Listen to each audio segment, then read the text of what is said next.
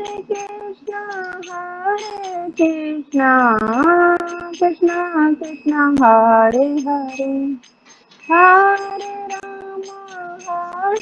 राम राम राम हरे हरे। जय राधा कुंज बिहारी राधा कुंज बिहारी राधे, जय राधा श्याम सुंदर राधा श्याम सुंदर राधे, जय राम जगन्नाथ बलदेवा सुभद्रा, जय सुदर्शन, जय पांचतत्व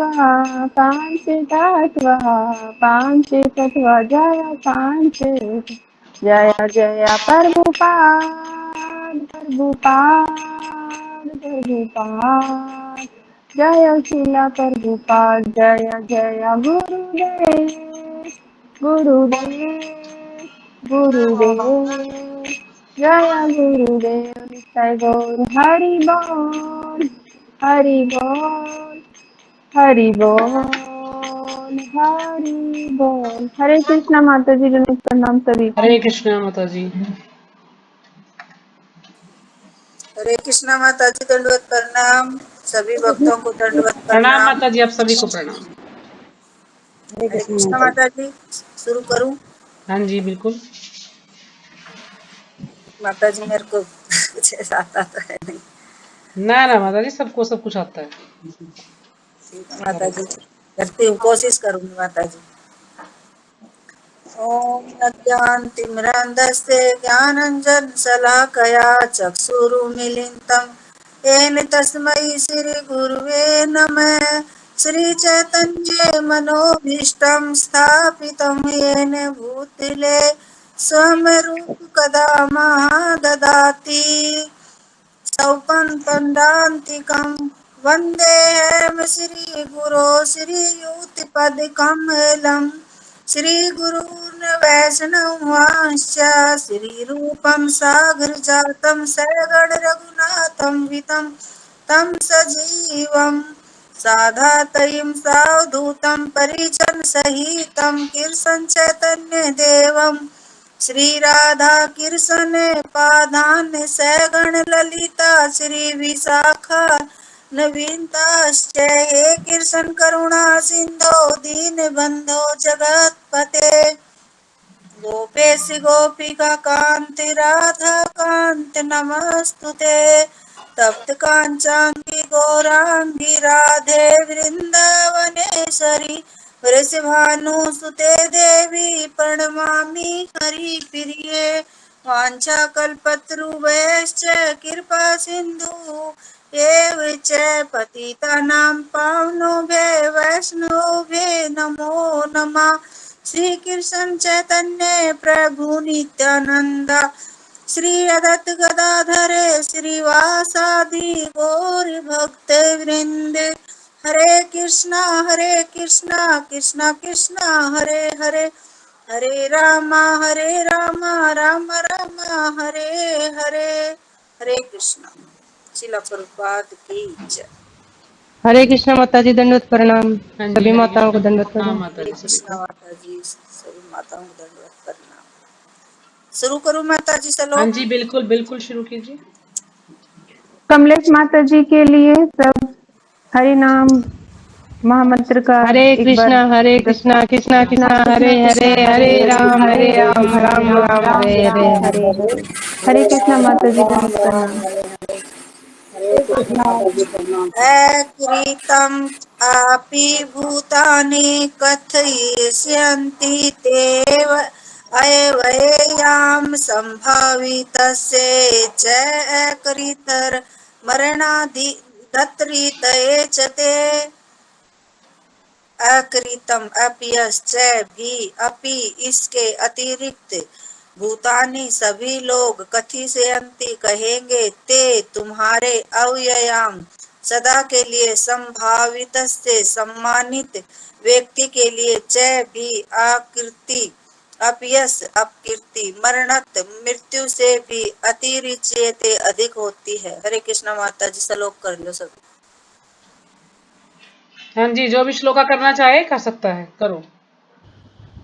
हरे कृष्ण माता जी। आकृतिं चापि भूतानि कथिष्यन्ति ते व्याम् संभाविस्तस्य चाकीर्तिर्मरणोद्धृत्युच्यते। हरे कृष्ण माता जी। हरे कृष्ण। हरे कृष्ण माता जी, दंडवत प्रणाम। हाँ जी प्रणाम माता जी। अध्याय संख्या 2, गीता का सार, श्लोक संख्या 34।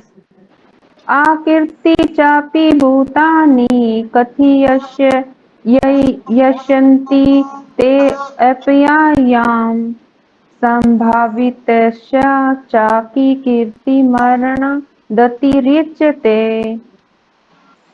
हरे कृष्ण माता हरे जी, कृष्ण दंडवत माता प्रणाम। जी हरे कृष्ण। हरे कृष्ण माता जी, दंडवत प्रणाम। श्रीमद् भगवद गीता यथारूप अध्याय 2 श्लोक संख्या 34। आकीर्ति चापि भूतानि कथयिष्यन्ति ते त्वया संभावितस्य चाकीर्ति मरणदसि दतिरिच्यते। हरे कृष्ण माता जी, दंडवत प्रणाम। हरे कृष्ण। और कोई? सबका हो गया? तो मैं पढ़ती हूँ। श्लोक संख्या आज है 35, नहीं 34 है ना। 34 है माता जी। अकीर्ति चापि भूतानि कथिष्यन्ति ते व्ययाम संभावितस्य चाकीर्ति मरणादतिरिच्यते। पढ़ो। वो करो माता जी, शुरू करो। हरे कृष्ण माता जी, दंडवत प्रणाम। सभी भक्तों को दंडवत प्रणाम। लोग सदैव तुम्हारे अपयश का वर्णन करेंगे और सम्मानित व्यक्ति के लिए अपयश तो मृत्यु से भी बढ़कर है। यहाँ कृष्ण जी भगवान कृष्ण अर्जुन को कह रहे हैं कि यहाँ लोग सदैव तुम्हारे अपयश का ही वर्णन करेंगे और एक सम्मानित व्यक्ति के लिए अपयश तो मृत्यु से भी बढ़कर है, इससे अच्छा तो मर जाना चाहिए। तात्पर्य शिला प्रभुपाद की जय। अब अर्जुन के मित्र तथा गुरु के रूप में भगवान कृष्ण अर्जुन को युद्ध से विमुख न होने का अंतिम निर्णय देते हैं। वे कहते हैं, अर्जुन, यदि तुम युद्ध प्रारंभ होने के पूर्व ही युद्ध भूमि छोड़ देते हो तो लोग तुम्हें कायर कहेंगे। यहाँ भगवान अर्जुन को कह रहे हैं कि मैं मित्र भी हूँ और गुरु के रूप में भी हूँ, और तुम युद्ध से ऐसे विमुख हो रहे हो तो ये तुम्हारा अंतिम निर्णय है। तो वे कहते हैं कि अगर तुम्हारा ये अंतिम निर्णय है तो तुम्हें युद्ध को प्रारंभ में ही युद्ध को छोड़ दोगे तो तुम्हें लोग कायर कहेंगे, डरपोक कहेंगे कि ये युद्ध में जीत नहीं सकता, इसलिए ये कोई नहीं सोचेगा कि दया के भाव से युद्ध नहीं कर रहा। सब यही सोचेंगे कि ये उधर अच्छे अच्छे योद्धाओं को देखकर और डर गया, इसलिए युद्ध से भागने की कोशिश कर रहा है। और यदि तुम सोचते हो कि लोग गाली देते रहें किंतु तुम युद्ध भूमि से भागकर अपनी जान बचा लोगे तो मेरी सलाह है कि तुम्हें युद्ध में मर जाना ही श्रेयस्कर होगा। तुम जैसे सम्मानीय व्यक्ति के लिए अपकीर्ति मृत्यु से भी बुरी है, अतः तुम्हें प्राण भय से भागना नहीं चाहिए। युद्ध में मर जाना ही श्रेयस्कर होगा। इसमें तुम मेरी मित्रता का दुरुपयोग करने तथा समाज में अपनी प्रतिष्ठा खोने के अपयश से बच जाओगे। अतः अर्जुन के लिए भगवान का अंतिम निर्णय था कि वह संग्राम से पलायन न करे अपितु युद्ध में मरे। यहाँ भगवान यही कह रहे हैं कि एक सम्मानित व्यक्ति के लिए ये तो बहुत ही बुरी बात है अगर तुम युद्ध से ऐसे भाग रहे हो। तो यहाँ अर्जुन को सौ धर्म के बारे में बता रहे हैं कि अर्जुन अगर सौ धर्म चला जाएगा, अर्जुन की कीर्ति चली जाएगी। यहाँ चार चीजें बता रहे हैं। और ये अर्जुन यहाँ अर्जुन सोच रहे हैं कि कीर्ति चली जाएगी कोई बात नहीं है, लेकिन बड़ा दोष बता रहे हैं कि अब कीर्ति चली जाएगी तो अपना ही नुकसान है। और यहाँ भगवान कह रहे हैं कि सामान्य जन अर्जुन की अपकीर्ति का वर्णन करेंगे। कैसे? कि जो कभी कम नहीं होता। यहाँ यही बताने की कोशिश कर रहे हैं कि अपकीर्ति का वर्णन, कि अपकीर्ति चली जाएगी तो कोई नहीं, लेकिन मैं मान लो नहीं युद्ध में अपने स्वजनों को नहीं मार सकता, यही वर्णन कर रहे हैं। कैसे? कि अपनी जो कभी कम, अपनी कमी कभी कम नहीं होगी और समाप्त होने का काम नहीं है। यहाँ अपकीर्ति कभी भी मेरी कम नहीं होगी, ये बता रहे हैं अर्जुन। लेकिन यहाँ प्रभुपाद एक उदाहरण दे रहे हैं, जैसे कि बोल रहे हैं कि मान लो ये तो सामान्य लोग बोल रहे हैं इनको, और उधर जब रावण सीता माता को चुरा के लेके गए थे तो वहाँ उन्होंने, जो राक्षस थे वहाँ, तो उन्होंने उसको रावण को पूछा कि आप मान लो राम की पत्नी को क्यों चुरा के लाए। तो रावण ने क्या किया, वहां जा बोला कि वो राम की बुराई करने लगा, उसकी बुराई गिनाने लगा, जो उसके खुद के अंदर थी वो बुराइयां बताने लगा। जैसे कि बोले राम का जीवन तो, राम एक ऐसे हैं कि जो अपने पिता के लिए, मान लो उनके पिता ने उनको घर से निकाल दिया पत्नी सहित, और बताने लगे कि जैसे राम कुपित होकर अपने घर से निकाल दिया और राम का जीवन छीन होने लगा। और श्री राम तो पापी हैं और क्रूर स्वभाव के हैं और धर्म को विनष्ट करने वाले हैं। और भी उन्होंने कई वो दोष लगाए राम के ऊपर यहाँ। और ये जो कि ये सारे गुण राम में, उसमें थे, रावण में थे। लेकिन फिर भी रावण ने उन लोगों को बताया कि मैं जब सीता का हरण करके लाया हूँ, ये रावण इतना बुरा है।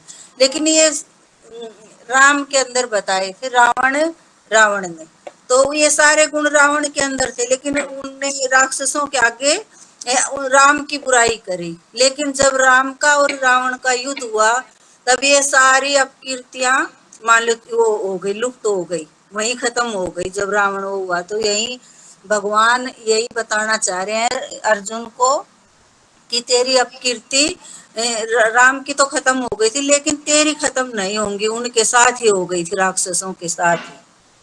ऐसे कुछ बताना चाह रहे हैं माता जी, मेरे को तो ऐसा ही बताना आता है। ठीक है माता जी, अच्छा है। अगला बता रही हूँ। अगला बताइए। भयात रणात उपरतं मत्स्यन्ते तवाम महारथा येषां च तवं बहुमतो भूत्वा यशस्वी लाघवम्। भयात भय से, रणात युद्ध भूमि में, उपरतम विमुख, मस्यन्ते मानेंगे, तवाम तुमको, महारथा बड़े बड़े योद्धा, ये शाम जिनके लिए, च भी तवम तुम, बहु मत अत्यंत सम्मानित, भूतवा होकर, यशस्वी जाओगे, लाघवम तुच्छता को। हरे कृष्णा माता जी और माता हरे जी। कृष्ण। हाँ जी, कोई श्लोक का दोहराना चाहता है तो दोहराइए। श्री कृष्ण माता जी, दंडवत प्रणाम। श्लोक संख्या 35। भयाद्रोणादुप्रान्तं नश्यन्ते तवां महारथा येषां च त्वं बहुमतो भूत्वा यशस्वी लाघवम्। हरे कृष्णा माता जी। हाँ जी, हरे कृष्णा। श्लोक यथारूप अध्याय अध्याय 2 श्लोक संख्या 35। भयाद्रणादुपरतं मस्यन्ते तवां महारथा येषां च तवं बहुमतो भूत्वा यास्यसि लाघवम्। हरे कृष्ण माता जी। हाँ जी, हरे कृष्णा। हाँ जी, और कोई? हरे कृष्ण माता जी, जी प्रणाम। हाँ जी, प्रणाम माता जी, पढ़िए। श्रीमद् भागवत गीता यथारूप अध्याय 2 गीता का सार 7 श्लोक संख्या 35 योता रणात उत्तरतम मस्यन्ते तवाम महारथा येषां च तवं बहुमतो भूत्वा यास्यसि लाभं लाभं। हरे कृष्ण। हाँ जी, और कोई दोहराएगा श्लोक का? हरे कृष्ण माता जी, हाँ दंडवत जी, प्रणाम। हाँ जी, हरे कृष्ण। भयाद्रणाद्रुप्रतम, ये न माता जी, हाँ जी, हाँ जी, भयाद्रणादुप्रन्तं मंसन्ते तवाम महारथा येषां च तवं बहुमतो भूत्वा यास्यसि लाघवम्। हरे कृष्ण माता जी। जी, हरे कृष्ण। और कोई? और पढ़ना किसी को? भयाद्रणादुपरतं मस्यन्ते त्वां महारथा येषां च त्वं बहुमतो भूत्वा यास्यसि लाघवम्। ठीक है माता जी, शुरू कर सकते हैं आप। हरे कृष्णा माता जी, दंडवत हाँ जी, प्रणाम। हरे कृष्ण। तात्पर्य। जिन जिन महान योद्धाओं ने तुम्हारे नाम तथा यश को सम्मान दिया है, वे सोचेंगे कि तुमने डर के मारे युद्ध भूमि छोड़ दी है और इस तरह वे तुम्हें तुच्छ मानेंगे। यहाँ भगवान यही कह रहे हैं कि जो जो महान योद्धा हैं, वो जो तुम्हारे नाम को यश दे रहे हैं, मान सम्मान दे रहे हैं, तो वो सोचेंगे कि ये तो डर गए और तब युद्ध भूमि छोड़ना चाह रहे हैं, इसी तरह वे तुम्हें तुच्छ मानेंगे। तात्पर्य शिला प्रभुपाद की जय। भगवान कृष्ण अर्जुन को अपना निर्णय सुना रहे हैं। तुम यह मत सोचो कि दुर्योधन, कर्ण तथा अन्य समकालीन महारथी यह सोचेंगे कि तुमने अपने भाइयों तथा पितामह पर दया करके युद्ध भूमि छोड़ी है।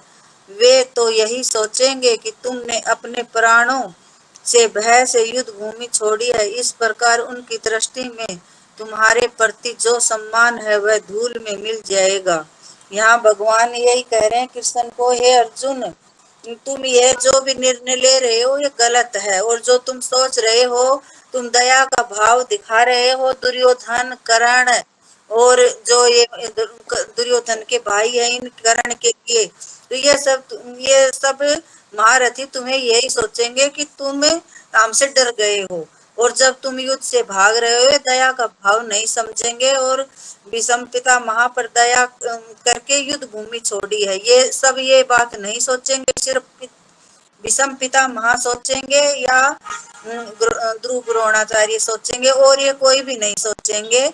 लेकिन तुम इनके साथ युद्ध करो जो तुम्हें बार बार ललकार रहे हैं युद्ध करने के लिए कि युद्ध में आओ, युद्ध में आओ। तो और ये इनका विचार ये है कि ये भगवान कृष्ण ने तो मना कर दिया कि मैं तो अस्त्र उठाऊंगा नहीं, तो ये अर्जुन अकेला पड़ गया, इसके भाई और हैं वो इतने योद्धा नहीं हैं, तो ये अकेला होने के कारण, इतना घबराने के कारण ये युद्ध छोड़ रहा है। तो इसलिए तुम युद्ध करो ये, और वैसे तुम्हारे जैसा योद्धा इनमें से एक भी नहीं है, लेकिन ये बात नहीं समझ रहे। ये तो यही सोच रहे हैं कि ये डर के भय से युद्ध को छोड़ रहा है, तो तुम ये गलती मत करो, तुम युद्ध करो।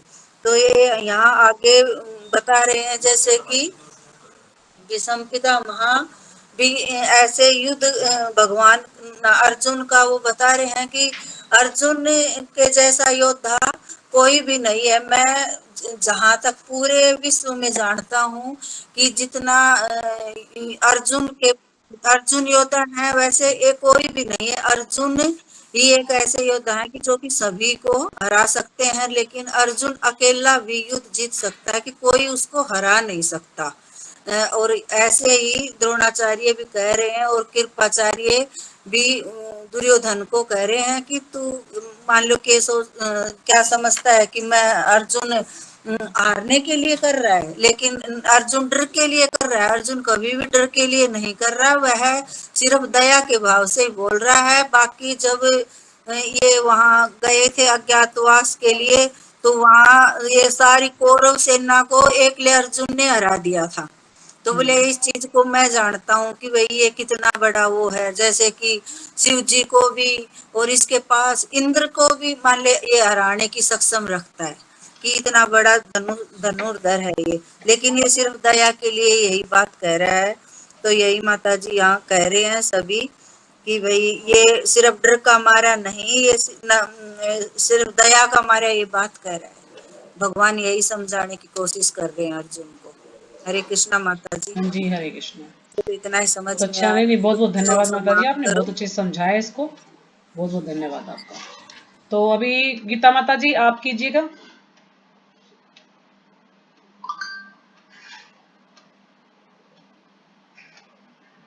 गीता माता जी आप शुरू कीजिएगा। माता जी मंगलाचार बोलने हैं। मंगलाचार माता जी ने बोला था क्या? मैंने ध्यान नहीं करा। हाँ बोलो। बोला था माता जी। हाँ ठीक है ठीक है, एक ही बार बहुत है। आप जो है वो शुरू कीजिए, श्लोका शुरू कीजिए। ठीक है माता जी। माता जी अभी कर रही हूँ। हाँ जी।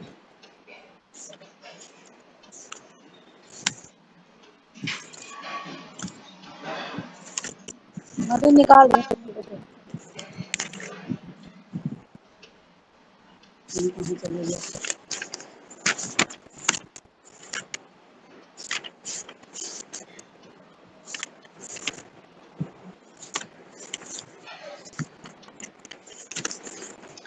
अभी आप बुक लेके नहीं बैठे थे जब ये माता जी पढ़ रही थी तो?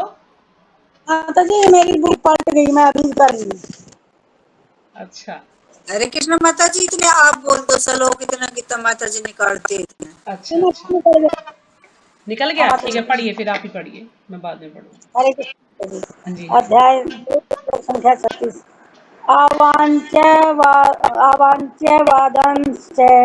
वादांश्च बहु वदिष्यन्ति तवाहिता निन्दन्तस्व सामर्थ्ये ततो दुःखतरं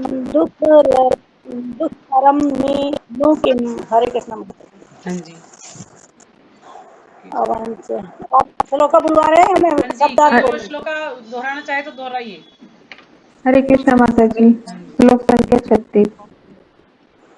आवाच वादांश्च बहुनर्वदिष्यन्ति तवाहिता निन्दन्तस्तव सामर्थ्य ततो दुःखतरम् अनु किम्।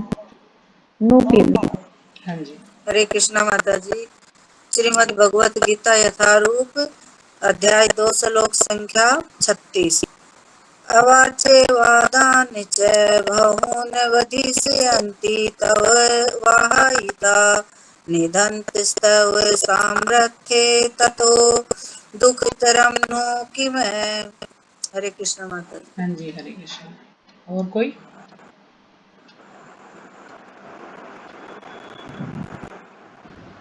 हरे कृष्ण माता जी। हाँ जी हरे कृष्ण, पढ़िए। अवाच वादांश्च बहुदिष्यन्ति तवाहिता निन्दन्तस्तव सामर्थ्यं ततो दुःखतरं नु किम्। हरे कृष्ण माता जी। हाँ जी हरे कृष्ण। और कोई? और कोई पढ़ेगा? ठीक है मैं पढ़ती हूँ। एवाच वादांश्च बहून् वदिष्यन्ति तवाहिता निन्दन्तस्तव सामर्थ्यं ततो दुःखतरं नु किम्। ठीक है माता जी शुरू कीजिए। हरे कृष्ण माता जी। आवाज से कटु मिथ्या शब्द च भी बहुन अनेक वादिष्यन्ति कहेंगे, तब तुम्हारे अहिता शत्रु निदंत निंदा करते हुए तब तुम्हारे सामर्थ्य को तथा उसकी अपेक्षा दुख तरम अधिक दुखदायी नु निसंदेह किम और क्या क्या है। हरे कृष्णा माता जी कोशिश करूंगी। थोड़ा बिल्कुल कोशिश कीजिए।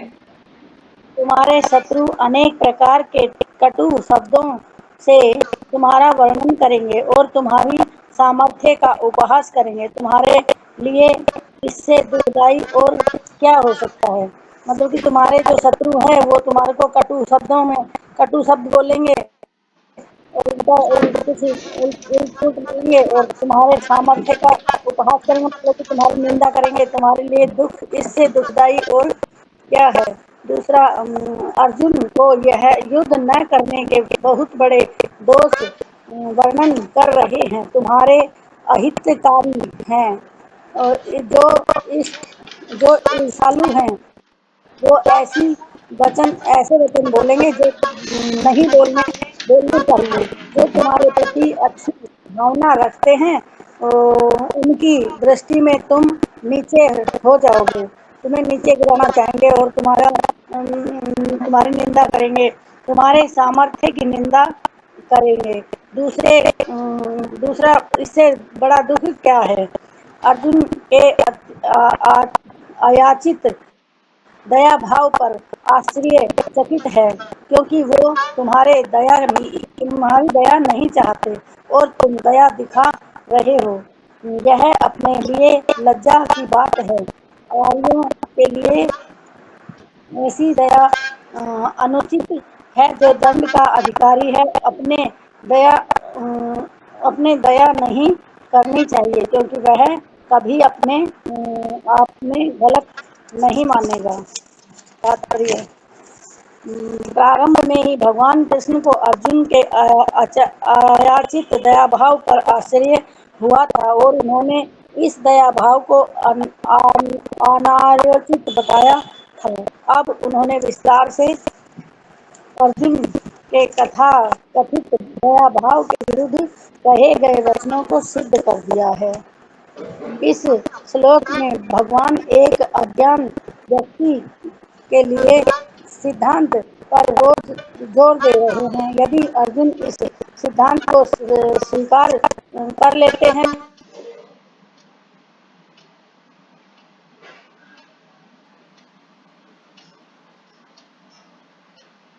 बोलिए माता जी, आवाज गई।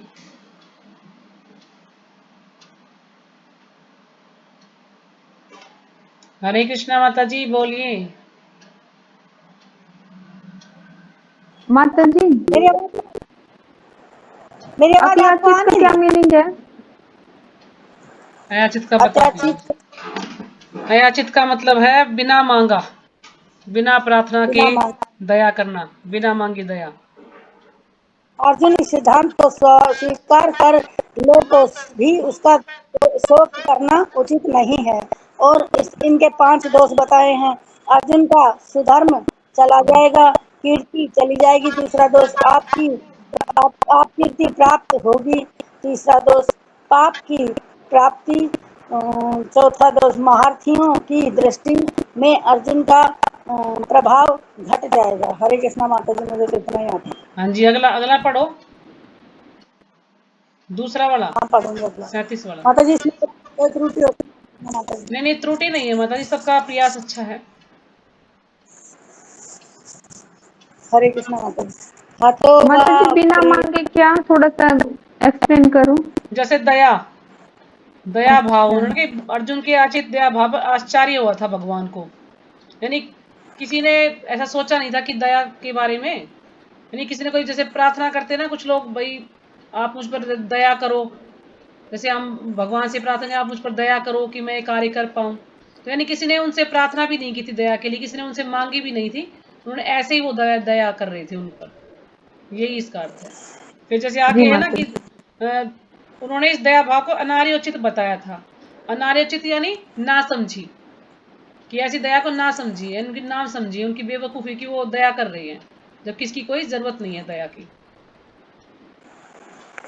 हरे कृष्णा माता जी। हाँ जी, ठीक है हाँ माता तो जी माता जी, धन्यवाद। स्वर्ग जीत्वा वा भोक्ष्यसे महिम दुष्टित कौन्तेय युद्धाय कृति निश्चय। हरे कृष्णा माता जी। हाँ जी, पढ़िए। हाँ जी, कोई श्लोक आप पढ़ना चाहे तो पढ़े। हरे कृष्ण माता जी। श्रीमद् भगवत गीता अध्याय 2 श्लोक संख्या 37। हत्वा प्राप्स्यसि स्वर्ग जित्वा वा भोक्ष्यसे महिम तस्मात् उत्तिष्ठ कौन्तेय युद्धाय कर्तनिश्चये। हरे कृष्ण। हरे कृष्ण माता जी। श्लोक संख्या 37। हतो वा पर्याप्यति सर्व जित्वा वा मोक्ष्यसे महीम् तस्मात् दुःपृष्ठ कौन्तेय युद्ध्या कृत निश्चय। हरे कृष्ण माता जी। हाँ जी, हरे प्रणाम। कृष्ण।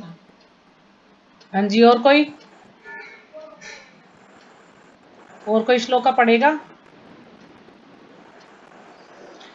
हतो वा प्राप्स्यसि स्वर्गं जित्वा वा भोक्ष्यसे महीम् तस्मादुत्तिष्ठ कौन्तेय युद्धाय कृतनिश्चया।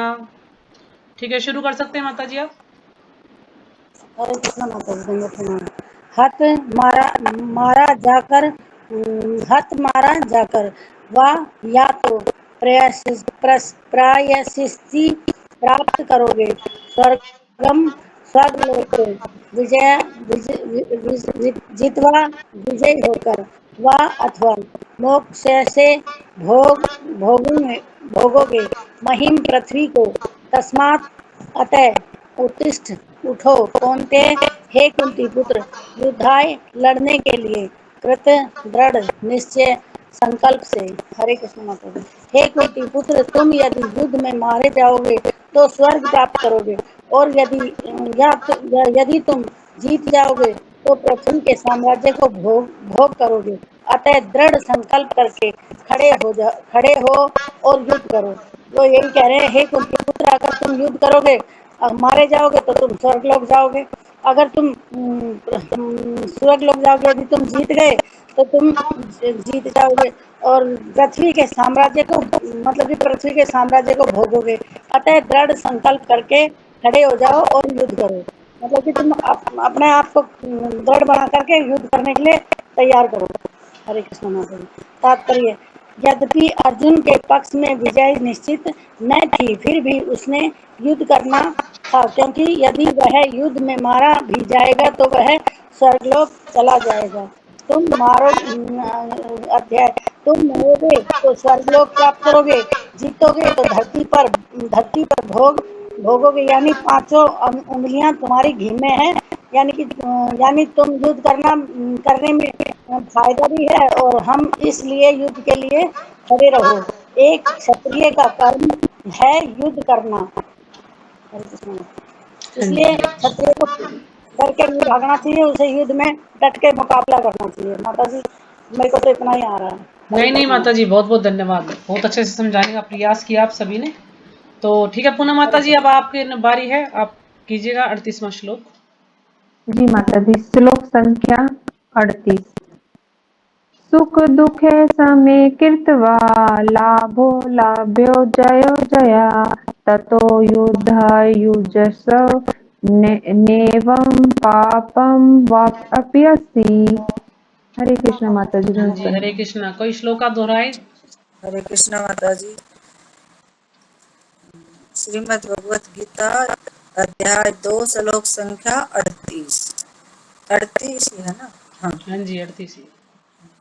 सुख दुखे समे कृत्वा लाभालाभो जया जयो ततो युधाय युज्यस्व नवहिं पापम पापसेसि। हरे कृष्ण माता जी। हरे कृष्णा। और कोई श्लोक आप पढ़े? हाँ जी, हरे पढ़िए कृष्ण गीता माता माता जी। हाँ जी, हरे कृष्णा। अध्याय 2 श्लोक संख्या 38।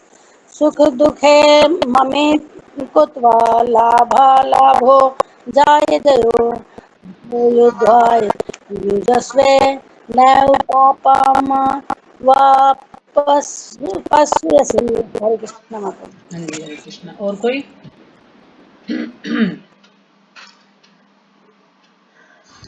हरे सुख कृष्ण दुख। माता जी। हाँ जी, पढ़िए। सुख दुखे समे कृत्वा लाभालाभौ जया जयो ततो युधाय युजस्व नैवं पापम वाप्यस्यसि। हरे कृष्ण माता जी। जी हरे कृष्ण। और कोई पढ़ेगा? ठीक है, फिर मैं पढ़ रही हूँ। सुख दुखे समे कृत्वा लाभालाभौ जया जयो ततो युद्धाय युजस्व नैवं पापम वापसैसि। करिए माता जी शुरू। हरे कृष्ण माता जी, विनोद प्रणाम। हाँ जी हरे कृष्ण। शब्दार्थ और अनुवाद। सुख सुख दुखे तथा दुख में समय समभाव से कृत्वा करके लाभ अलाभो लाभ तथा हानि दोनों, जय अजयो विजय तथा पराजय दोनों, तथा पश्चात युद्ध या युद्ध करने के लिए युजस्व लोग लगो लड़ो, ना कभी नहीं। एवं इस तरह पापम पाप एवाप्यसी प्राप्त करोगे। श्रील प्रभुपाद द्वारा तात्पर्य ने अनुवाद। तुम सुख या दुख, हानि या लाभ, विजय या पराजय विचार किए बिना युद्ध के लिए युद्ध करो। ऐसा करने में तुम्हें कोई पाप नहीं लगेगा। इसलिए बताते हैं कि सुख दुख या हानि की चिंता मत करो या पराजय की। कुछ भी बिना सोचे समझे से आप युद्ध करो। भगवान युद्ध करने के लिए बोलते तुम्हें कोई पाप नहीं लगेगा अगर तुम युद्ध करोगे धर्म के लिए। श्रील प्रभुपाद द्वारा तात्पर्य। जब भगवान श्री कृष्ण कहते हैं कि अर्जुन को युद्ध के लिए युद्ध करना चाहिए क्योंकि यह उनकी इच्छा है। कृष्ण भावना के कारण में सुख या दुख, हानि या लाभ, जय या पराजय कोई बंधन नहीं रह जाता।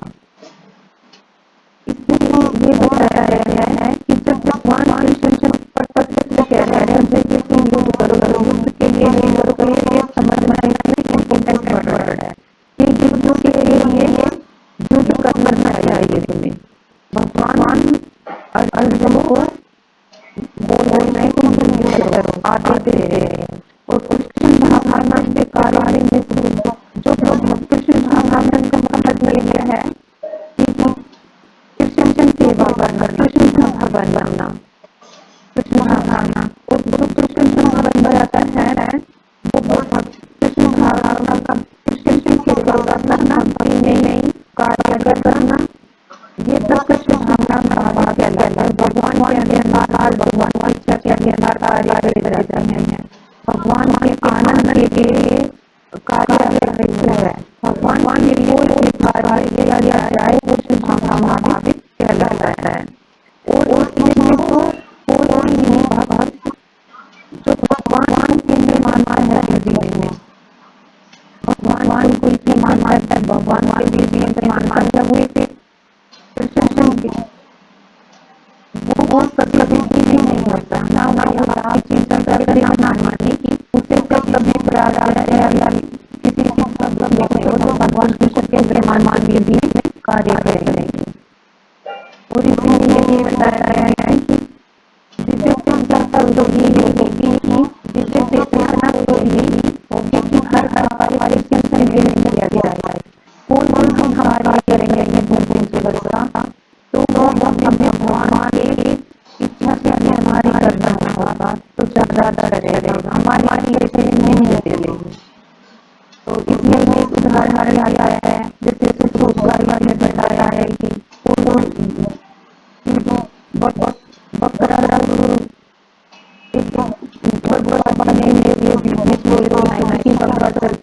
वो भगवान कृष्ण को मारने के लिए आए हैं। तो इसमें जब भगवान कृष्ण को मारते हैं तो वो तो खुश होता है, लेकिन जो उसके कृष्ण भगवान के बंदे वो खुश होते हैं। लेकिन जो इसमें ये नहीं हर कोई सी हो गई में, लेकिन दो चीजें देते हैं, एक कंस और एक बकरा। क्योंकि उसमें तो कंस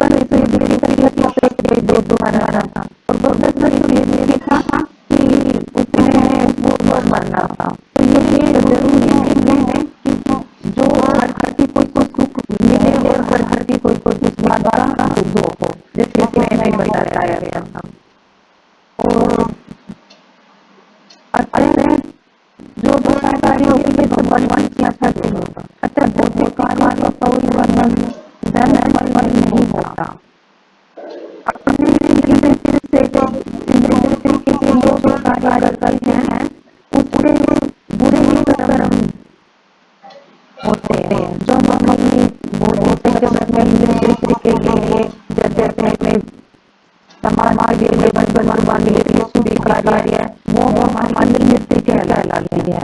जैसे ही अपना लिए होते हैं कि भाई एक अच्छा घर बनाना, गाड़ी नित्य होती है।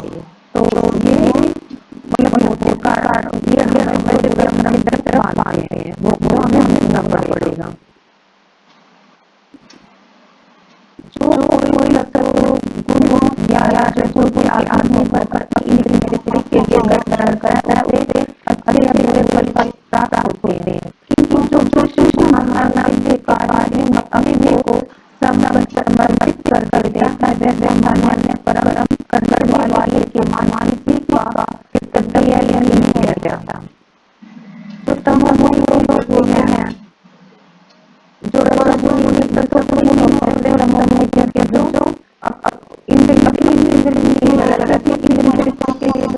कार्य करता है वो अपने बुरे कर्मों के, लेकिन जो भगवान की सेवा में कार्य करता है उसको ये नहीं भोगने पड़ेंगे। और उनका ऐसे बताया है कि अगर हम रहेंगे तो हमें किसी के लिए नहीं पड़ेगा।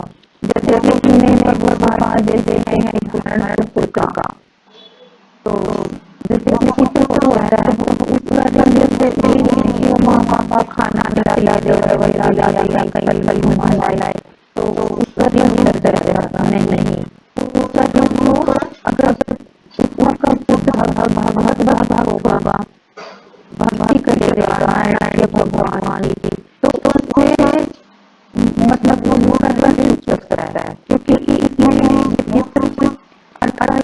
बताया है कि वो रखता है। और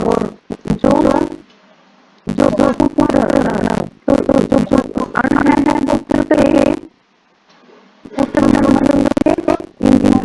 बताए तो ये जहाँ पर करने के बाद बात आई जाती है में तो अगर हमारा आध्यात्म होगा भगवान होगा तो माता पिता नहीं आएंगे। अगर चले गए तो वापस आ जाते बेटा होगा तो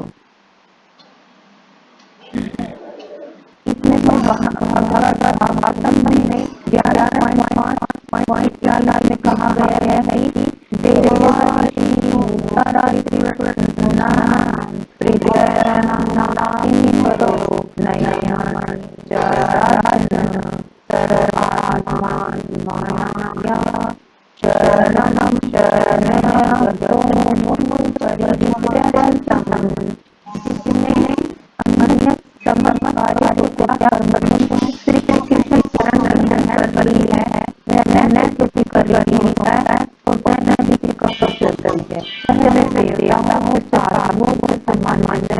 अथवा परिजन मानव जाति के पितृ न हो।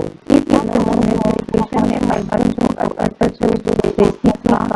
संकेत किया है। इसकी व्याख्या अगले श्लोक में और स्पष्टता से की जाएगी। इसमें से जो पीछे बता रहे थे ना कि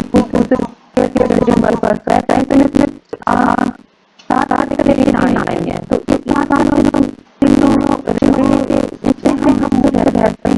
अगर हमारे हृदय में भगवान की शरण है तो हमें शरण जाएंगे तो हम सकते हैं। जैसे देवता भगवान ये जो होते हैं दुर्गा माँ ये वगैरह और एक होता है शिव और एक होता है ये भूतनाथ और एक होता है जो हमारे रिश्तेदार ये और पांचवा होता है राजा और नया मतलब राजा। तो इनके सब चीजें हम समझ सकते हैं अगर हमारे कहने में भगवान कृष्ण शरण ले लेते हैं, भगवान की भक्ति करते हैं और जो कार्य करेंगे वो भगवान उनके निर्णय करेंगे, तो हम लगे से बचते हैं, यानी तो हम किसी के न किसी के लिए ऐसे ही करते चले जाएंगे। और ये तभी हो सकता है जब हम भगवान की भक्ति करेंगे। हरे कृष्ण माता जी, हरे कृष्ण। इतना है। बहुत अच्छा माता जी, बहुत बहुत धन्यवाद आपका। तो एक बार सब अनम्यूट करके इन तीनों माताओं के लिए हरे कृष्ण महामंत्र का उच्चारण करेंगे। अनम्यूट कीजिए सब। हरे कृष्णा राम हरे हरे हरे राम हरे राम हरे हरे। सभी माताओं ने बहुत अच्छे से समझाने का प्रयास किया, बड़ा अच्छा प्रयास था और इसी प्रकार से आगे भी आप प्रयास कीजिएगा। तो बहुत ही अच्छे से समझाया आप सबने। तो यदि किसी को कुछ समझ ना आया हो तो आप बता सकते हैं। तो सबको सब कुछ समझ आ गया, कुछ बताने की आवश्यकता नहीं है। बता तो माता जी कुछ इम्पोर्टेंट, जैसे हमने कुछ एक्सप्लेन नहीं इम्पोर्टेंट तो थोड़ा सा इसमें मेरे कुछ समझ खास से था नहीं, हुआ। आपने जो भी कुछ बताया वो ठीक ही है। एक बार मैं थोड़ा सा ये मोटा मोटा इसे बता देती हूँ। हाँ थोड़ा सा बता दो, जो आप जैसे तो टाइप में 34वां बताते हैं श्लोक तो था, समझ आ जाए। 34वां श्लोक है, उसमें बताया कि लोग सदैव तुम्हारे अपयश का वर्णन करेंगे और सम्मानित व्यक्ति के लिए अपयश तो मृत्यु से भी बढ़कर है। तो भगवान अर्जुन को यही समझा रहे हैं कि अब जो अर्जुन है वो तो इतने शूरवीर हैं, इतने महाशक्तिशाली हैं, है ना, और हर जगह उनका नाम है, सब जानते हैं भाई अर्जुन जो है बहुत ही अच्छा धनुर्धर है। लेकिन अगर तुम युद्ध नहीं करोगे तो क्या होगा कि तुम्हारे सदैव तुम्हारा अपयश का वर्णन करेंगे, यानी सब तुम्हारी निंदा करेंगे हमेशा। अपयश यानी तुम्हारी निंदा करेंगे, तुम्हारी बुराई करेंगे, तुम्हारे बारे में कुछ कुछ बोलेंगे। और सम्मानित व्यक्ति के लिए अपयश तो मृत्यु से बढ़कर, यदि कोई सम्मानित व्यक्ति है, बहुत कांता सज्जन माता पुरुष जी है। अपना म्यूट कर लो। कांता माता जी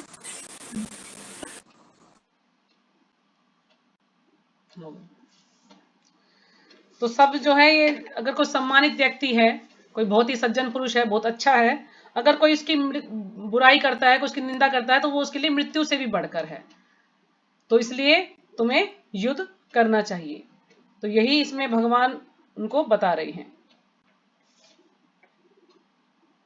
जैसे इसमें आगे बता रखा है कि तुम सोचते हो कि लोग गाली देते रहें, तुम चाहते हो कि गाली दें, कोई तुम्हें ये कहे कि तुम जो है युद्ध से भाग गए छोड़कर, है ना, कोई ये नहीं समझेगा कि तुमने दया की थी या तुम्हारा कारण क्या था। तो कोई कुछ भी तुम्हारे लिए कुछ भी अपशब्द बोल सकता है। तो इसलिए तुम्हें युद्ध करना चाहिए। जैसे अगला श्लोक था, जिन जिन महान योद्धाओं ने तुम्हारे नाम तथा यश को सम्मान दिया है, वे सोचेंगे कि तुमने डर के मारे युद्ध भूमि छोड़ दी है और इस तरह वे तुम्हें तुच्छ मानेंगे। तो कोई भी ये नहीं सोचेगा कि तुम किस कारण से युद्ध भूमि छोड़ रही हो। तुम्हें अपने गुरु की वजह से या पितामह की वजह से तुम्हें दया का भाव है उनके प्रति, या तुम उनसे स्नेह है कि मैं उनका वध नहीं कर सकता, है ना, वो मेरे गुरुजन हैं, मेरे पितामह हैं। कोई नहीं सोचेगा, सब ये सोचेंगे जो तुम्हारे नाम और यश के बारे में जानते हैं, जो तुम्हें सम्मान देते हैं, कि तुमने तो डर के मारे युद्ध भूमि छोड़ दी है। इस तरह वो तुम्हें बिल्कुल तुच्छ मानेंगे, बिल्कुल छोटा सा मानेंगे कि तुमने तो डर के मारे युद्ध भूमि छोड़ दी है। तो क्या तुम चाहते हो कि लोग तुम्हारी निंदा करें, तुम्हारी बुराई करें, है ना, तुम्हारे बारे में गलत गलत जो है उटपटांग शब्द बोलें? क्या तुम ऐसा चाहोगे?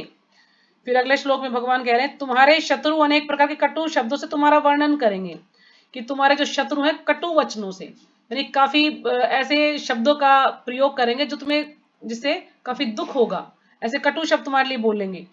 और तुम्हारी सामर्थ्य का उपहास करेंगे, और जो तुम्हारी शक्ति है, जो सामर्थ्य है तुम्हारा, उसका उपहास करेंगे, मजाक उड़ाएंगे। अरे ये अर्जुन तो इतना शक्तिशाली बनता था और ये तो भगोड़ा बन गया, युद्ध छोड़ के भाग गया। तो लोग कैसे कैसे शब्दों का प्रयोग करेंगे तुम्हारे लिए। तुम्हारे लिए इससे दुखदाई और क्या हो सकता है? जब तुम्हारे लोग बुराई करेंगे, तुम्हारे लिए अपशब्द बोलेंगे, तो इससे बुरा तुम्हारे लिए और क्या हो सकता है? तो तुम्हें युद्ध करना चाहिए।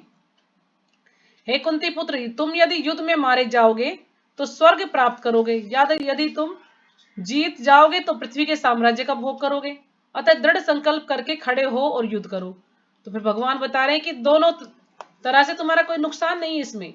अगर तुम युद्ध में मारे जाओगे तो तुम्हें स्वर्ग मिलेगा, और यदि तुम युद्ध में जीत जाओगे तो तुम्हें पृथ्वी का साम्राज्य मिलेगा, तुम उसका भोग कर सकते हो। तो दोनों ही तरफ से कोई भी तुम्हारा नुकसान नहीं है। अगर दृढ़ संकल्प करो, खड़े हो और युद्ध करो। नहीं, तुम्हें दृढ़ संकल्प के साथ युद्ध करना पड़ेगा। किसी भी, हम दोनों पक्षों को देखें तो किसी भी पक्ष में देखें तो तुम्हारी कोई भी इसमें नुकसान नहीं, कोई भी हानि नहीं है इस युद्ध को करने में, तो तुम्हें युद्ध करना चाहिए। फिर अगला है, तुम सुख या दुख, हानि या लाभ, विजय या पराजय का विचार किए बिना युद्ध के लिए युद्ध करो। ऐसा करने पर तुम्हें कोई पाप नहीं लगेगा। तो भगवान कह रहे हैं कि तुम्हें सुख या दुख का, हानि लाभ का, विजय पराजय का कोई भी इसमें उसके बारे में नहीं सोचना है कि ये सुख दुख है या हानि लाभ होगा या जय पराजय होगी, तो इसमें कोई नहीं देखना तुम्हें तो सिर्फ युद्ध के लिए युद्ध करो। अब युद्ध के लिए युद्ध करो, ये सबसे महत्वपूर्ण है। इसमें युद्ध के लिए युद्ध करने का मतलब है कि भगवान की इच्छा के लिए युद्ध करो। युद्ध के लिए युद्ध करोगा, भगवान की इच्छा के लिए युद्ध करो, कि भगवान चाह रहे हैं कि तुम युद्ध करो। तो इसलिए तुम ये सुख दुख, लाभ हानि, विजय पराजय, इसको मत देखो, तुम सिर्फ मेरी इच्छा के लिए युद्ध करो। इससे तुम्हें कोई भी पाप नहीं लगेगा। जब भगवान हमें किसी कार्य को करने के लिए कहते हैं तो वो कार्य हमें अवश्य करना चाहिए, क्योंकि भगवान स्वयं हमें वो कार्य करने के लिए कह रहे हैं। तो इसलिए हमें उससे कोई भी पाप नहीं लगेगा। जैसे कि हम महाभारत में देखते हैं, जब युधिष्ठिर महाराज को बोला गया, भगवान ने कहा कि तुम ये कहो कि अश्वत्थामा मारा गया, लेकिन युधिष्ठिर महाराज तो सत्यवादी हैं, धर्मराज के पुत्र हैं, वो झूठ नहीं बोलते कभी भी। तो उनको ये होगा कि मैं झूठ कैसे बोलूं। तो फिर क्या किया गया कि एक अश्वत्थामा नाम का हाथी था, उसको मारा गया। तो अब उन्होंने बोला कि अश्वत्थामा मारा गया, लेकिन वो हाथी बोलते उससे पहले इतना शोर मचा दिया, भगवान इतने नगाड़े बजा दिए कि हाथी बोल नहीं पाए। और वो अश्वत्थामा बोला उन्होंने, तो इसी, और फिर एकदम से जब द्रोणाचार्य ने सुना अश्वत्थामा मारा गया, तो द्रोणाचार्य ने अपने हथियार वगैरह सब कुछ छोड़ दिया, और फिर तब अर्जुन ने उनका वध कर दिया। तो भगवान की ये चाल थी, तभी तो द्रोणाचार्य को मारे जाते। उन तो ऐसे तो उनको मार ही नहीं सकते थे, वो तो अर्जुन के गुरु थे, तो कैसे उनका वध होता। तो कुछ कार्य भगवान ने जो जरूरी थे वो किए, छल के द्वारा भी लोगों को मरवाया, क्योंकि वो इस लायक थे, उन्होंने अधर्म का साथ दिया था। तो इसलिए जब भगवान ने उनको बोला था युधिष्ठिर को कि आपको ये बोलना है, तो उनको बोलना चाहिए था, क्योंकि भगवान कह रहे हैं। लेकिन वो कह रहे हैं कि नहीं, मैं तो सत्यवादी हूं, मैं नहीं बोलता। तो फिर भगवान ने उस हाथी को मरवाया ताकि ये बोले कि अश्वत्थ, क्योंकि द्रोणाचार्य किसी की बात पर विश्वास नहीं करेंगे, लेकिन उन्हें पता कि युधिष्ठिर कभी झूठ नहीं बोलते, तो इसलिए युधिष्ठिर की बात पर विश्वास करेंगे वो। तो इसलिए उन्होंने बोला अश्वत्थामा मारा गया, लेकिन वो हाथी बोलते उससे पहले ही वो सुन नहीं पाए और उन्होंने अपने हथियार डाल दिए। तो इसलिए हमें जो भी भगवान कह रहे हैं ना कि युद्ध के लिए युद्ध करो, तो हमें उसके लिए युद्ध करना चाहिए, क्योंकि भगवान हमें आज्ञा दे रहे हैं, भगवान हमें बोल रहे हैं। तो फिर इसमें बात आई है कि हम जैसा कर्म करते हैं, है ना, जो सतोगुणी है, रजोगुणी है, वो जिस प्रकार के कर्म करेंगे, अच्छे करेंगे तो अच्छे उनके परिणाम होंगे, बुरे करेंगे तो बुरे परिणाम होंगे। यानी जो भी हम कर्म करेंगे, हम कर्म के बंधन में बंधते ही हैं, चाहे अच्छे कर्म हो या बुरे कर्म। लेकिन जो हम कृष्ण भावना भावित कर्म करेंगे, जो भगवान से संबंधित हम कर्म करेंगे, भगवान को केंद्र में रखे कर्म करेंगे, तो उसके बंधन में हमें बंधना नहीं पड़ेगा, है ना, उसका कोई भी हमें बंधन नहीं है, हम उससे मुक्त रहेंगे। तो जैसे कि हमारे 7 प्रकार के ऋण बताए गए हैं, हम 7 प्रकार के जो 7 लोग हैं उनके हम ऋणी हो जाते हैं अगर हम भगवान की भक्ति नहीं करते। तो यदि हम एक अच्छे भक्त बन जाते हैं, भगवान की भक्ति करते हैं, तो हमारे ऊपर किसी का कोई ऋण नहीं रहता, हमें किसी का ऋण चुकाने की कोई आवश्यकता नहीं, यदि हम भक्त बन जाते हैं। लेकिन यदि हम भक्त नहीं बनते तो हमारे ऊपर 7 प्रकार के ऋण हैं, जैसे कि देवों का ऋण, और भूताप्त, यानी ये जो भूताप यानी जो जीव है, जो सभी प्रकार के जीव हैं उनको भूत कहा गया है, तो जीवों का ऋण।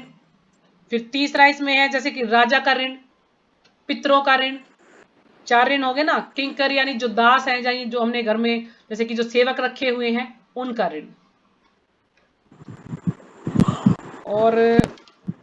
और जैसे साधु का ऋण, और हमारे जो सगे संबंधी हैं उनका ऋण। तो इस प्रकार से 7 प्रकार के ऋण हैं जिनको हमें चुकाना होता है, जिनका हमें ऋण उतारना है। तो हम सोचे, जैसे माता जी ने उदाहरण दिया कि माँ बाप को दवा दिला दी या माँ बाप को खाना खिला दिया तो उनका ऋण उतर गया, नहीं नहीं, ऐसे उनका ऋण नहीं उतरता है। तो जो पुत्र होता है, कहते हैं कि यदि पुत्र माता पिता को कु नामक नरक से बाहर निकाल दे, यानी कुछ माता पिता ऐसे हैं जो अपने कर्मों के अनुसार कुंभ नामक नरक में चले जाते हैं, तो यदि वो उनसे उतार दे, उसको कुंभ नामक नरक से उतार दे उनको बाहर निकाल दे उससे, अपनी भक्ति के कारण, यानी वो इतनी भक्ति करता है कि उनको उस नरक से बाहर निकाल दे, तो उसको पुत्र कहते हैं। लेकिन यदि वो पुत्र ऐसा कार्य नहीं कर पाते तो उसे कुपुत्र भी कहा जाता है या उसको मूत्र भी कहा जाता है। अगर वो पुत्र ऐसा कार्य नहीं करता तो उसको कुपुत्र या मूत्र कहा जाता है। तो इसलिए पुत्र ऐसा होना चाहिए जो माँ बाप को कु नामक नरक से उभार दे, उनको उससे आजाद करा दे। तो इसलिए हमारे जो ये ऋण है ये हमें उतारने पड़ते हैं यदि हम भक्ति में नहीं जुड़ते हैं, और हम अच्छे से भक्ति करते हैं तो फिर से तो हमें इन ऋणों के बोझ नीचे नहीं दबेंगे, मतलब हम इनको हमें नहीं उतारना पड़ेगा अगर हम एक अच्छे भक्त बन जाते हैं तो ठीक है माता जी, इसमें इतना ही है। अगर इसके अलावा किसी को कुछ समझ नहीं आया हो तो आप पूछ सकते हैं। जी माता जी, आपने और अच्छे से एक्सप्लेन किया। आप मतलब समझाते तो पूरी स्टोरी सी आ जाती समझ, हम कहीं की टांग कहीं की कुछ ऐसे लगा के करते हैं ना, नहीं नहीं, तो आपने वो बहुत अच्छे थोड़ा से सा समझाया माता जी, बहुत अच्छे से आता समझाया नहीं सभी है। ने। आप सबको ये अनुभव हुआ होगा कि पहले जब हम आपकी क्लास में जुड़े थे, यहाँ पे हमने शुरुआत की थी, तब आपकी स्थिति कैसी थी और आपकी स्थिति कैसी है, तो कुछ चेंज हुआ, आपके कुछ फर्क तो लगा होगा आप लोगों को। जी पहले जब माता आप जी, शुरू में बोलने आए थे लग तो गए कोई भी आपके बंदा सामने। बोलता नहीं था, सब चुप रहते थे, ना वीडियो ऑन रहते, ना कोई बोलता था। किसी को बोलने के लिए कहा जाए तो मना किया जाता, नहीं माता जी हम नहीं बोल सकते, हम नहीं बोल सकते। लेकिन अब किसी को बोलने के लिए बोला जाता तो सब बोलते हाँ माता जी हम बोल सकते हैं। तो कितना मतलब सबने मत इंप्रूवमेंट हुआ है, चाहे कोई क्या कम आपको बोल पाए चाहे याद है ज्यादा माता बोल जी? पाए, लेकिन सभी बोल पा रहे हैं ना। तो धीरे धीरे अब कोई भी एकदम से इतना सुपरस्टार नहीं बन जाता कि उसको, अब मान लीजिए आप सचिपति प्रभु का फर्स्ट टाइम जो उन्होंने लेक्चर दिया था कभी, उसको सुनेंगे और आज का जो लेक्चर सुनेंगे तो उसमें रात दिन का फर्क लगेगा आपको भी, क्योंकि कोई भी एकदम से इतना इंटेलिजेंट नहीं है कि बहुत सब कुछ बता देगा। सबको टाइम लगता है सीखने के लिए, प्रैक्टिस जितना हम प्रैक्टिस करेंगे उतना ही हम अच्छा बोल पाएंगे। और दूसरी जी बात, कभी माता भी जी, हमें आपके साथ अपने तो अंदर हम ये बोल हीन भावना पाएंगे। नहीं रखनी है कि मुझे कुछ नहीं आता। हमारे एक प्रभु जी आए थे, हमें उन्होंने भक्ति वृक्षा की क्लास दी थी, तभी ये जो ग्रुप शुरू हुए उससे पहले हमारी सेमिनार हुआ था। तो उन्होंने हमें एक ही बात बोली सबसे पहले कि कभी भी अपने अंदर ये हीन भावना ना लाएं कि मुझे कुछ नहीं आता, मैं कुछ नहीं कर सकता। ऐसा कोई भी व्यक्ति नहीं है जो कुछ नहीं कर सकता। भगवान ने सबके अंदर कुछ ना कुछ गुण दिए हैं, है ना। तो अपने गुण के अनुसार, अपने स्वभाव के अनुसार जो भी हम कर पाए हमें करें। मान लीजिए हमें हरे कृष्ण महामंत्र का मंत्र ही आता है, हमें कुछ नहीं आता, हम सोचते हैं चलो मैं माला कर लेता हूं, तो हम उसके बारे में लोगों को बताएं कि भाई तुम भी ये जप करो, बहुत अच्छा जप है, इससे जो है शांति मिलती है, या हमारे दुख कम होते हैं, या हमारे जो पाप हैं वो कटते हैं। तो इस तरह समझा सकते हो। यदि आपने एक भगवत गीता का एक श्लोक ही अपने याद कर लिया तो उसके बारे में लोगों को बता भी ये श्लोक बहुत अच्छा है, इसमें ये बता रखा है। तो नहीं, हर आदमी को कुछ ना कुछ आता है, कोई भी ऐसा नहीं है कि मुझे कुछ नहीं आता। अगर हम ऐसा सोचेंगे ना कुछ नहीं आता तो फिर हम कुछ आएगा ही नहीं, हम कुछ कोशिश करेंगे नहीं, हम तो सोचेंगे हमें कुछ आता ही नहीं, क्या फायदा करने का।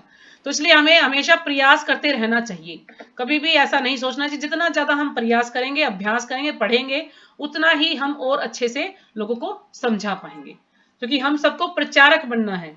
इसलिए हमने ये सब शुरुआत की है कि सब लोग बोल पाए, आगे प्रचार करना है। ये मिशन जो है इसको और लोगों तक पहुंचाना है, आगे बढ़ाना है इसको। ये नहीं कि हमें आगे हमें पता लग गया बस हम बैठ जाए, नहीं नहीं, सबका भला होना चाहिए, तो सबको बताना है हमें। तो ठीक है माता जी, यहीं पे ये तो विराम करते माता हैं। जी आप है बड़प्पन जो हमें प्रोत्साहन करते हो, जो हम इतना बोल पा रहे हैं, हमें तो नहीं नहीं, इतना मेरा तो इसमें कुछ नहीं है माता जी, ये सब आपकी मेहनत का नतीजा है। जो भी आप मेहनत कर रहे हो वो आप बोल पा रहे हो। अब आप पहले आपने ये नोटिस किया होगा कि पहले आप मान लीजिए आप लेक्चर सुनने जाते हैं, हम लेक्चर सुनते हैं, वहां पे 1 घंटे का लेक्चर सुनते हैं, क्या होता है उससे, सुनते हैं और थोड़ी देर में उसको भूल जाते हैं, कुछ खास याद नहीं रहता। लेकिन यदि हम उसको नोट्स बनाते हैं, उसको लिखते हैं और अपने आप से हम भगवदगीता को पढ़ते हैं, उसको समझने का प्रयास करते हैं, तो हमें ज्यादा समझ आता है। जो कि जो लेक्चर हाँ, सुन जैसे के आप हम भूल बिल्कुल जाते हैं सही वो ज्यादा कहा। समझ नहीं आता। हाँ जी। हमें लगता है कि कहीं से निकाल के, जैसे आपने दिया हमें श्लोक का, तो लगता है कि कहीं ना कहीं से निकाल के कोशिश करनी है करनी। हाँ, कोशिश करनी है, तभी तो बोल पाएंगे ना। हाँ, बस और हम लेक्चर सुनेंगे उसको भूल जाएंगे, अपने आप हम स्टडी करेंगे नहीं तो कोई फायदा ही नहीं होगा उसका। तो घर पे पढ़ना बहुत जी जरूरी माता है। जी। और जो ये जिस सुमन तरह से माता जो जी। हमारी क्लासेस चली हुई ना, मैंने जैसे पहले ही बताया कि भक्ति शास्त्री में ऐसे ही पढ़ाया जाता है। भक्ति शास्त्री में से लंबे लंबे लेक्चर नहीं दिए जा रहे हम सबको, हमें to the point, line to line पढ़ाया जा रहा है, समझाया जा रहा है कि बात का मीनिंग बताया जा रहा है। तो भक्ति शास्त्री में ऐसे ही पढ़ाए जाते हैं भगवत गीता को, जैसे कि हम पढ़ रहे हैं। ऐसे कोई नहीं पढ़ाता जैसे कि हम लेक्चर सुनते हैं भी। अगर वो 1 घंटे का लेक्चर करेंगे तो कितनी सारे श्लोका हैं, 700 श्लोका कैसे करवाएंगे, कई साल लग जाएंगे उनको तो भक्ति शास्त्री कराने में फिर। और 1 साल के अंदर वो सारा कोर्स करा देंगे हमें। भक्ति शास्त्री में ईशोपनिषद भी पढ़ा देंगे, भक्ति रसामृत सिंधु भी पढ़ा देंगे, भगवत गीता भी करवा देंगे, और उसके अलावा उपदेश अमृत, ये 4 बुक हमें पढ़ाई जाएंगे। 1 साल के अंदर हमारे एग्जाम भी हो जाएंगे और पढ़ा भी देंगे, सारे काम कर देंगे। तो इसलिए हमें पढ़ना बहुत जरूरी है, घर पे सब पढ़ा कीजिएगा। हाँ जी माता जी बोलिए, क्या कह रही हैं आप पूनम माता जी? कुछ भी नहीं कह रही मैं तो माता जी, सुमन माता जी की आवाज सुने बहुत दिन हो गए ना, इसलिए बोल हाँ सुमन माता जी बोलती नहीं, आजकल श्लोका भी नहीं दोहराती है। हाँ हरे नहीं कृष्ण तो माता जी। दंडवत प्रणाम सभी हरे को। कृष्ण माता जी, दंडवत प्रणाम। हाँ तो माता जी को माता जी मैं संडे को देंगे माता जी को श्लोक, क्योंकि माता जी संडे को फ्री होती है ना, संडे को हाँ देंगे जी इनको श्लोक माता जी, करने के लिए। बिल्कुल बिल्कुल। हाँ अभी 2 दिन तो ये थोड़े टफ श्लोक है, माता जी वैसे अपनी बड़े बड़े आवाज तो श्लोक हैं। सुनाती रहा करो, आपकी आवाज भी बहुत दिनों से सुनी नहीं थी। ये 2 जी माता श्लोक जी। 3 श्लोक हैं इसमें, ये बड़े बड़े ये तो मैं हरे करूंगी, कृष्ण उसके माता बाद जी, फिर जो दंडवत छोटे श्लोक प्रणाम। आएंगे तो मैं कविता माता जी को और सुमन माता जी को और मुस्कान माता जी को, इन तीनों को फिर दूंगी करने के लिए। ठीक है, यहीं पे विराम करते हैं। हरे कृष्ण, कल्पतरुभ्यश्च धन्यवाद कृपा हरे सिंधुभ्यश्च कृष्ण माता जी, धन्यवाद। पावनेभ्यो वैष्णवेभ्यो नमो नमः। सभी का बहुत बहुत धन्यवाद। हरे कृष्ण। हरे कृष्ण माता जी।